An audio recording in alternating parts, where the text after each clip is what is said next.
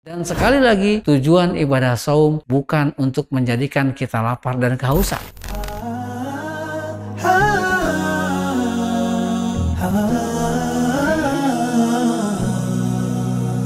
Ramadan Kareem, Kareem, Kareem.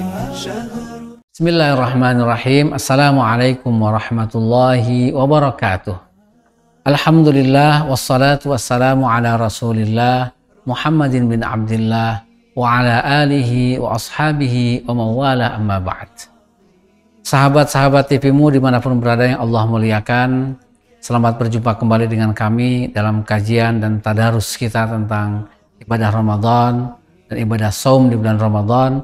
Mudah-mudahan menambah pengetahuan kita tentang Islam dan tentang ibadah saum Ramadan, sehingga menjadikan ibadah saum kita diterima oleh Allah Subhanahu wa Ta'ala. Sahabat TVmu rahimakumullah, kita semua sudah tahu betapa agungnya ibadah saum di bulan Ramadan. Kita semua betapa tahu bahwa saum Ramadan itu sebuah ibadah yang memiliki kedudukan tersendiri di sisi Allah Subhanahu wa Ta'ala.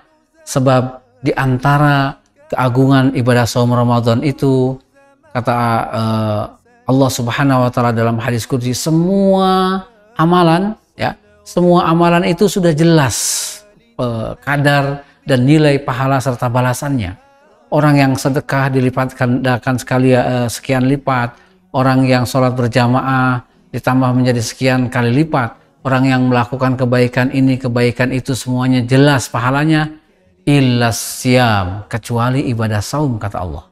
Kenapa? Fa innahu li wa ana azzibihi. Karena ibadah saum itu adalah bagiku, untukku. Orang melakukannya itu untuk aku. Karenanya akulah yang akan langsung membalas orang yang melaksanakan ibadah saum dengan baik. Nah, meskipun demikian, kadang ada di lingkungan masyarakat kita orang yang memahami ibadah saum secara keliru, di mana dianggap bahwa banyak hal yang dapat membatalkan ibadah saum kita dalam keseharian kita. Sehingga banyak tabu-tabu di masyarakat yang itu dianggap membatalkan ibadah saum. Seperti misalnya kalau orang yang buang angin di air, atau buang air besar secara tidak tuntas. Ini mungkin menjadi anekdot, tetapi di masyarakat tertentu itu diyakini sebagai sesuatu yang membatalkan ibadah saum Ramadan. Oleh sebab itu perlu ilmu, perlu pengetahuan untuk mengetahui sebetulnya apa saja sih yang membatalkan Ramadan itu. Apakah betul apa yang kita yakini selama ini membatalkan Ramadan betul-betul membatalkan, atau hanya persepsi masyarakat yang selama ini kita kenal. Sahabat-sahabat TVmu rahimakumullah, yang perlu kita catat itu adalah bahwa banyak sekali sesuatu yang beredar di masyarakat dianggap membatalkan ibadah saum, sebetulnya tidak. Setidaknya kami menukil pendapat dari Syekh Said Sabiq, seorang ulama Mesir, dalam kitabnya Fiqhus Sunnah. Banyak hal di situ dijelaskan terkait dengan berbagai macam tindakan yang selama ini kita anggap membatalkan ibadah puasa atau ibadah saum, ternyata tidak.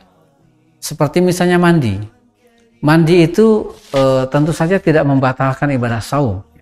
Meskipun kita di situ tenggelam ke air, menggunakan volume air yang banyak, menyiram kepala kita ketika kehausan, kepanasan, itu diperbolehkan dan tidak membatalkan ibadah saum. Rasulullah sendiri pernah melakukan itu ketika beliau merasa haus dan panas, kemudian beliau menyiram kepala beliau yang mulia dengan air, dan itu tidak membatalkan ibadah saum kita. Termasuk juga kita menggunakan cela atau menggunakan tetes mata. Ini kata Syekh Said Sabiq sama sekali tidak membatalkan ibadah saum. Jadi menggunakan tetes mata itu, kata Syekh Said Sabiq, itu tidak membatalkan ibadah saum. Demikian pula misalnya menggunakan suntikan.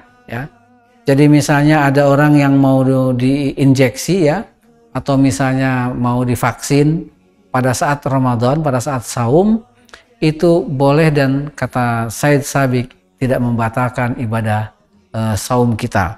Demikian pula misalnya kita berbekam. berbekam atau istilahnya hijamah, ya, mengambil darah kotor ketika kita dalam keadaan saum, itu juga tidak membatalkan ibadah saum. Juga bercumbu rayu dengan istri, hanya mencium istrinya atau suami istri begitu ya, itu tidak membatalkan ibadah saum ya, dengan syarat itu kan yang melakukannya itu bisa menahan diri sehingga tidak melakukan tindakan lanjutan yang menyebabkan ibadah saumnya itu menjadi batal. Kemudian juga berkumur-kumur dan menghirup air ke hidung. Jadi ketika kita wudhu, kita berkumur ya, itu tidak membatalkan ibadah saum. Demikian pula kita menghirup air ke hidung ya, untuk membersihkan bagian hidung, itu juga tidak membatalkan ibadah saum. Yang kita diingatkan adalah jangan terlalu ekstrim dalam memasukkan air ke dalam hidung sehingga menyebabkan air itu melewati tenggorokan kita. Jika melewati maka itu kemudian menjadi batal. Nah kemudian juga mohon maaf, menelan ludah juga tidak batal. Ya. Nah jadi hal-hal yang semacam ini ya, aktivitas-aktivitas mungkin kita lakukan baik secara sengaja atau tidak sengaja, itu sesungguhnya tidak membatalkan ibadah saum kita dan ibadah saum kita sah. Yang menjadikan ibadah saum kita batal adalah jika kita memasukkan sesuatu melewati rongga mulut kita dan masuk ke leher kita, meskipun bukan makanan, gitu ya, misalnya obat atau apapun melewati rongga mulut kemudian ke tenggorokan kita, itu membatalkan. Mau air, mau berbentuk makanan atau bukan makanan, jika itu dimasukkan melalui rongga itu, maka itu membatalkan ibadah saum kita. Tapi suntikan, bahkan kata Syekh Said Sabiq itu, bahkan kalaupun kita menyuntik suntikan itu berbentuk vitamin yang dapat membuat kita segar ibadah saum, itu diperbolehkan, gitu ya. Karena itu dimasukkan bukan ke tempat yang biasa untuk makan dan minum, dan sekali lagi tujuan ibadah saum bukan untuk menjadikan kita lapar dan kehausan. Tujuan ibadah saum adalah agar kita bertakwa kepada Allah Subhanahu wa Ta'ala, dan aktivitas-aktivitas tadi sama sekali tidak membatalkan ibadah saum. Ya. Oleh sebab itu, sekali lagi jangan dianggap bahwa ibadah saum yang identik dengan lapar dan haus, segala sesuatu yang masuk ke dalam badan kita itu dianggap sesuatu yang membatalkan.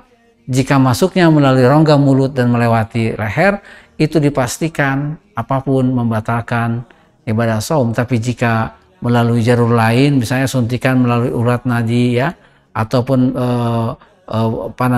dengan cara-cara yang lainnya, hal-hal semacam ini insya Allah tidak membatalkan ibadah saum kita.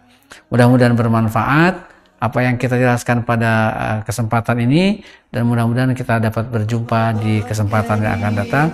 Jaga iman dan jaga kesehatan. Assalamualaikum warahmatullahi wabarakatuh. رمضان كريم كريم كريم